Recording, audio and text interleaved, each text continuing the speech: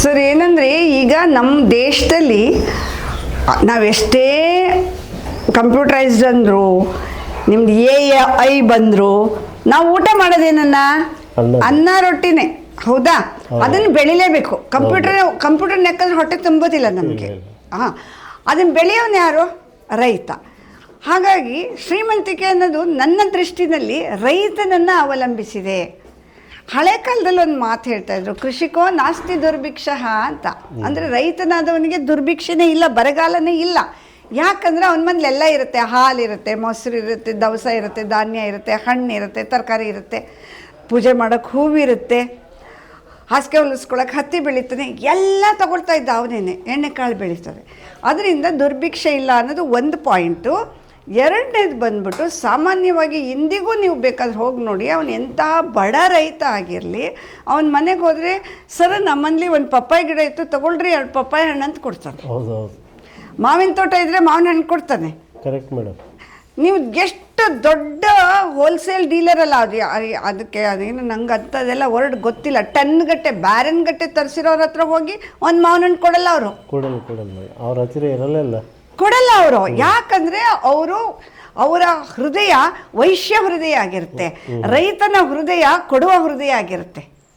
ಈಗ ನೀವೇನೆ ನಮ್ಮಲ್ಲಿ ಹೆಚ್ಚು ಹಾಲು ಕರೀದೇ ಇರಬಹುದು, ಆದರೆ ಬಂದ ತಕ್ಷಣ ಏನು ಮಾಡ್ತೀವಿ? ಹಾಲು ಕರಿತಾ ಇದ್ರಿ, ನಿಮ್ಗೆ ಏನಾದರೂ ಕರೆದ ಹಾಲು ಕುಡಿಯೋ ಅಭ್ಯಾಸ ಇದೆಯಂದರೆ ತಗೊಳ್ಳಿ 1 ಲೋಟ ಅಂತೀವಿ. ಇಲ್ಲ ಅಂದರೆ 1 ತೊಟ್ಟು ಹಾಲು ಕುಡಿದು ಹೋಗಿ, ಕಾಫಿ ಕುಡಿದೋಗಿ, ಏನೋ ಒಂದು ಕೊಡ್ತೀವಿ. ರೈತನ ಮನೆ ಅಂದ ತಕ್ಷಣ ಕೊಡುವ ಮನೆ. ಯಾವ ಕಾರಣಕ್ಕೂ ರೈತ ಹೀಗೆ ಕೇಳೋದು, ಅವನು ಸಾಲಗಾರ ಆಗೋದು, ಸಾಲದಿಂದ ಆತ್ಮಹತ್ಯೆ ಮಾಡ್ಕೊಳ್ಳೋದು ಅದು ಅವಶ್ಯಕತೆಯೂ ಇಲ್ಲ, ಅದನ್ನು ಮಾಡಲೂಬಾರ್ದು.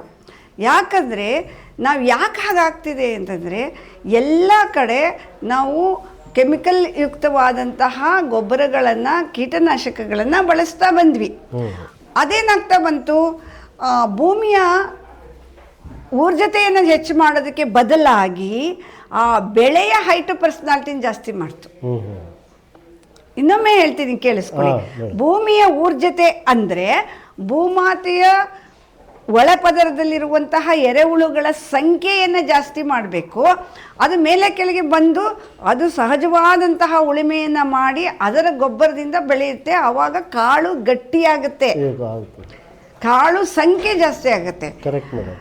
ನೀವು ಯೂರಿಯಾ ಗೊಬ್ಬರ ಹಾಕಿದಾಗ ಅಥವಾ ಇತರ ಯಾವುದೇ ಕೆಮಿಕಲ್ ಗೊಬ್ಬರ ಹಾಕಿದಾಗ ಏನಾಗುತ್ತೆ, ಬೆಳೆ ಹೈಟ್ ಆಗುತ್ತೆ, ಕಾಳು ದಪ್ಪ ಆಗುತ್ತೆ. ಈ ಗಟ್ಟಿಗೂ ದಪ್ಪಕ್ಕೂ ವ್ಯತ್ಯಾಸ ಇದೆ. ಸುಮ್ಮನೆ ಬೋರ್ ಆಗುತ್ತೆ ಅಲ್ವಾ? ಅದನ್ನು ಮಾಡ್ತಾ ಬಂದ್ವಿ.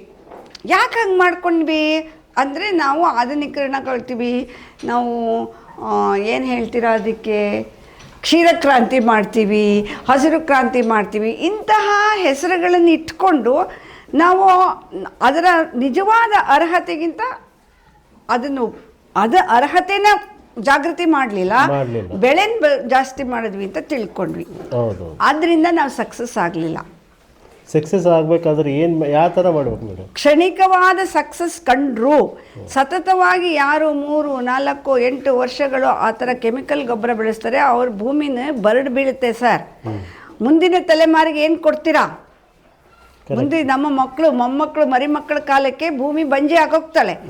ಆದರೆ ಯಾವಾಗ ನಾವು ದೇಸಿ ಹಸುವಿನ ಗೊಬ್ಬರ ತಯಾರು ಮಾಡ್ತೀವ, ಜೀವಾಮೃತ ತಯಾರು ಮಾಡ್ತೀವ, ಬೀಜಾಮೃತ ತಯಾರು ಮಾಡ್ತೀವ, ಎರೆಹುಳು ಗೊಬ್ಬರ ಮಾಡ್ತೀವ, ಪ್ಲೆಸೆಂಟಾ ಗೊಬ್ಬರ ಮಾಡ್ತೀವ, ಹಸು ಸಹಜವಾಗಿ ವಯಸ್ಸಾಗಿ ಸತ್ತೋಯ್ತು ಅಂದಾಗ ಕೋಡಿನಿಂದ ಗೊಬ್ಬರ ತಯಾರು ಮಾಡ್ತೀವ, ಆಗ ಭೂಮಿಯ ಊರ್ಜತೆ ಜಾಸ್ತಿ ಆಗುತ್ತೆ, ಭೂಮಿಯಲ್ಲಿ ಎರೆಹುಳುವಿನ ಸಂಖ್ಯೆ ಜಾಸ್ತಿ ಆಗುತ್ತೆ, ಭೂಮಿಯ ಅಂತರ್ಜಲ ಜಾಸ್ತಿ ಆಗುತ್ತೆ, ಸಹಜವಾಗಿ ಆಗುತ್ತೆ. ಈಗ ನೀವು ನನ್ನನ್ನು ಏನೋ ಮಾತಾಡ್ಸಿದ್ರೆ ನನ್ನ ಹೃದಯದಿಂದ ನಾನು ಮಾತಾಡೋದಕ್ಕೂ, ಏನೋ ನೀವೊಂದು ನೋಟ್ ಬರ್ಕೊಟ್ಟಿರ್ತೀರ, ಅದನ್ನ ಮಕ್ಕಿ ಗಟ್ ಮಾಡ್ಕೊಂಡು ನಾ ಮಾತಾಡ್ತಿದ್ರೆ ಮಧ್ಯದಲ್ಲಿ 1 ಅಕ್ಷರ ಮಿಸ್ ಆಗ್ತದೆ, ನಾ ಅದೇನೋ ಹೇಳಿದ್ರಲ್ಲ ಅಂತ ಆಕಾಶ ನೋಡ್ತದೆ. ನಾನೊಂದು ವೇಳೆ ಗೋವಿನ ಜೊತೆಗೆ ನಿಜವಾಗಿ ನಾ ಕೆಲಸ ಮಾಡ್ತಾ ಇದ್ರೆ, ನಾನು ನಿಜವಾಗಿ ಅದರ ಲಾಭ ನಷ್ಟ ಅನುಭವಿಸಿದ್ರೆ ಸಹಜವಾಗಿ ಬರುತ್ತೆ ನನ್ನ. ಹೌದು, ಕರೆಕ್ಟೇ ಮೇಡಮ್. ಬೆಳೆನೂ ಅಷ್ಟೇ ಸಹಜವಾಗಿ ಬರೆಸ್ಕೋಬೇಕು. ಹಾಲು ಸಹಜವಾಗಿ ಬರಬೇಕು. ನಾನು ಇಷ್ಟು ಬಕೆಟಲ್ಲಿ ತಿಂಡಿ ಇಟ್ಟೆ, ನಾಳೆ 1 ಲೀಟರ್ ಹಾಲು ಜಾಸ್ತಿ ತಗೊಂಡೆ ಅಲ್ಲ.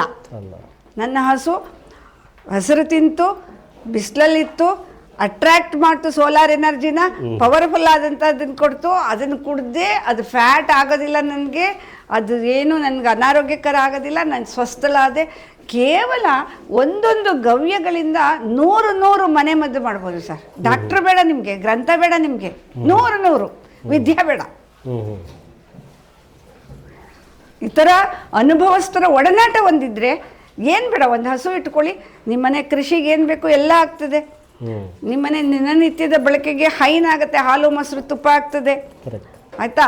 ಅದಲ್ಲದೆ ಈಗ ಹೇಳಿದ್ನಲ್ಲ 100ಕ್ಕಿಂತ ಹೆಚ್ಚು ಮನೆ ಮದ್ದಾಗುತ್ತೆ. ನಮ್ಗೆ ಸಣ್ಣ ಪುಟ್ಟ ಪ್ರಾಬ್ಲಮ್ ಅಂದರೆ ಅಲ್ಲೇ ಕ್ಲಿಯರ್ ಆಗೋಗುತ್ತೆ. ಅಲ್ಲಿಗೆ ನಮಗೆ ಇದಕ್ಕೆ ಕೃಷಿಗೆ ಖರ್ಚಿಲ್ಲ, ಓಕೆನಾ. ಆಮೇಲೆ ಮನೆ ಊಟ ಉಪಚಾರಕ್ಕೆ ಖರ್ಚಿಲ್ಲ, ಆಯಿತಾ. 3ನೇದು ಮೆಡಿಸಿನ್ಗೆ ಖರ್ಚಿಲ್ಲ. ಇನ್ನೇನು ನಾವು ನಮ್ಗೇನಕ್ಕೆ ಸಾಲ ಆಗುತ್ತೆ? ಸಾಲ ಆಗಕ್ಕೆ ಸಾಧ್ಯನೇ ಇಲ್ಲ. ಪ್ರತಿ ಕೃಷಿಕ ಮತ್ತು ಕೃಷಿಕನ ಕುಟುಂಬ ವರ್ಗದವರು ಮನಸ್ಸಿಟ್ಟು ಮಾಡಿದ್ರೆ ಕೇವಲ 2 ಹಸು ಇಟ್ಕೊಳ್ಳಿ ಸರ್. ಒಬ್ಬ ಗ್ರೀನಿಂಗ್ ಆಫೀಸರು ಹೆಂಗೆ 5 ಅಂಕಿ 6 ಅಂಕಿ ಸಂಖ್ಯೆಯಲ್ಲಿ ಸಂಬಳ ತಗೊತಾರೆ, ಅದನ್ನು ತಗೊಳ್ಬಹುದು. Correct madam. ಇಲ್ಲಿ ಎಲ್ಲಿ ನಾವು ತಪ್ಪು ಮಾಡ್ಕೊತಿದ್ದೀವಿ ಅಂದರೆ, ಮೊದಲನೇದು ನಾವು ಡೆಡಿಕೇಟಿವ್ ಆಗಿ ಕೆಲಸ ಮಾಡ್ತಾ ಇಲ್ಲ. 2ನೇದು ಬಂದಂತಹ ಆದಾಯ ಒಂದು ಕಡೆಗೆ ಸಂಗ್ರಹ ಮಾಡಿಟ್ಟು, ಈಗ ನೀವು ಅಫಿಷಿಯಲ್ಸ್ ಎಲ್ಲ ಏನು ಮಾಡ್ತಾರೆ, ತಿಂಗಳಲ್ಲಿ 1 ಸತಿ ತಗೊಳ್ತಾರೆ ಸಂಬಳ. ಅದನ್ನು ಬೈಫರ್ಕೇಟ್ ಮಾಡ್ತಾರೆ.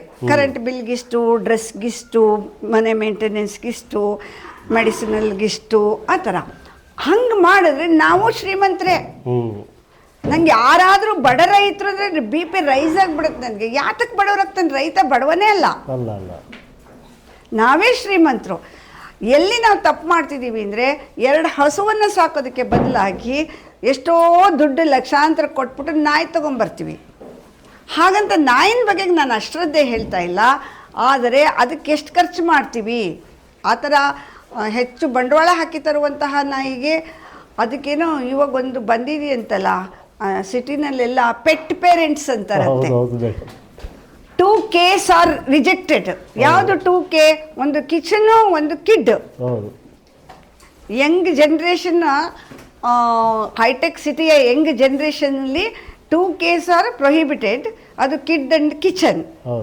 ಅದ್ರ ಬದಲಿಗೆ ಏನು, ಕಿಚನ್ ಬದಲಿಗೆ ಪ್ಯಾಕೆಟೆಲ್ಲ ಅದೇನು ಆನ್ಲೈನಲ್ಲಿ ಊಟ ತಿಂಡಿ ತರಿಸ್ಕೊಳ್ಳೋಂಥದ್ದು, ಹೌದಾ. ಕಿಡ್ ಬದಲಿಗೆ ಪೆಟ್ ಪೇರೆಂಟ್ ಆಗೋದು. ಆ ನಾಯಿಗೋಸ್ಕರ ದೊಡ್ಡದಾದ ಹಾಸಿಗೆ ತರ್ತಾರೆ, ಅದನ್ನು ವಾಕ್ ಕರ್ಕೊಂಡೋಗೋದಕ್ಕೆ ಕಾರಂತೆ, ಅದು ಏನೇನೋ ಮಾಡ್ತಾರೆ. ಅದರ ಬದಲಿಗೆ ಒಂದು ಹಸು ಸಾಕ್ರಿ. ಹಳ್ಳಿಯವ್ರಿಗೆ ನಾನು ಹೇಳೋದು, ನೀವು ಅದ್ರ ಬದಲಿಗೆ 1-2 ಹಸು ಸಾಕಿ. ಸಿಟಿಯವ್ರಿಗೆ ನಾನು ಹೇಳೋದು, ನೀವು ಅಲ್ಲಿ ಖರ್ಚು ಮಾಡೋದನ್ನು ಹಸುವಿನಿಂದ ಉತ್ಪಾದನೆ ಆದಂತಹ ವಸ್ತುಗಳನ್ನು ತಗೊಳ್ಳಿ. ನೀವು ದಾನ ಕೊಡಬೇಡ್ರಿ, ಭಿಕ್ಷೆ ಹಾಕಬೇಡ್ರಿ. ನಮಗೆ ನಮ್ಮ ಪ್ರಾಡಕ್ಟ್ಸ್ ತಗೊಳ್ಳಿ, ನಮ್ಮ ಗವ್ಯದ ಪ್ರಾಡಕ್ಟ್ಸ್ ತಗೊಳ್ಳಿ. ನಾವು ಸ್ವಾಭಿಮಾನವಾಗಿ ದುಡಿತೀವಿ ಮತ್ತು ಬಂದ ಹಣವನ್ನು ಗೋಗೆ ಹಾಕ್ತೀವಿ. ಅದರಿಂದ ಭೂಮಿ ಊರ್ಜತೆ ಆಗುತ್ತೆ, ಪರಿಸರ ಚೆನ್ನಾಗಾಗುತ್ತೆ. ಇವಾಗ ನೋಡಿ, ಸಣ್ಣ ಸಣ್ಣ ವಯಸ್ಸಿಗೆ ಕಾಯಿಲೆಗಳು ಹೇಳ್ತಾರೆ. ಈ sugar, BP, asthma, allergy, thyroid, ಹೆಣ್ಣುಮಕ್ಳಿಗೆ PCOD, ಏನದು ನಾನ್ಸೆನ್ಸ್ ಅಂತೀನಿ ನಾನು. ಅದನ್ನೆಲ್ಲ ಆಗಿನ ಕಾಲದಾಗ ಏನಿದ್ದಿಲ್ಲ. ಆಗಿನ ಕಾಲ ಏನಲ್ಲ ಸರ್. ಇವಾಗ ನಾವೆಲ್ಲ 60 ದಾಟಿರೋರಾದ್ರಿಂದ ನಾವು ಚಿಕ್ಕ ವಯಸ್ಸಲ್ಲೇ ನೋಡ್ಬಿಟ್ಟಿದ್ದೀವಲ್ವ. ಈಗ ನಾವು ಚಿಕ್ಕ ಮಕ್ಕಳಿದ್ದಾಗ ಏನು ಇಷ್ಟೆಲ್ಲ ಕಾಯಿಲೆ ಇರಲಿಲ್ಲ. ಪ್ರತಿಯೊಬ್ಬ ತಾಯಿನೂ ಸಹಜವಾಗಿ ಹೆರಿಗೆ ಆಗ್ತಿತ್ತು, ಇಲ್ಲ ಊರ ಆಸ್ಪತ್ರೆಯಲ್ಲಿ ಆರ್ಡಿನರಿ ಜನರಲ್ ಆಸ್ಪತ್ರೆಯಲ್ಲಿ ಆಗ್ತಾ ಇತ್ತು ಅಲ್ವಾ. ಆದ್ರೆ ಈಗ ಹಂಗಲ್ಲ. ಅವಳು ಇನ್ನು ಪ್ರೆಗ್ನೆಂಟ್ ಆಗೋದಕ್ಕೆ ಬೇಕಾದಷ್ಟು, ಅದಾದ್ಮೇಲೆ ಪ್ರತಿ ವಾರ ಸ್ಕ್ಯಾನು, ಅದಾದ್ಮೇಲೆ ಅವಳು ಊರಿಗೆ ಮುಂಚೆ ಹಾಸ್ಪಿಟಲೈಸೇಷನ್, ನರ್ಸಿಂಗ್ ಹೋಮು, ಅದೆಲ್ಲ ಎಷ್ಟು ರೊಕ್ಕ ಖರ್ಚಾಗ್ತದೆ. Correct madam.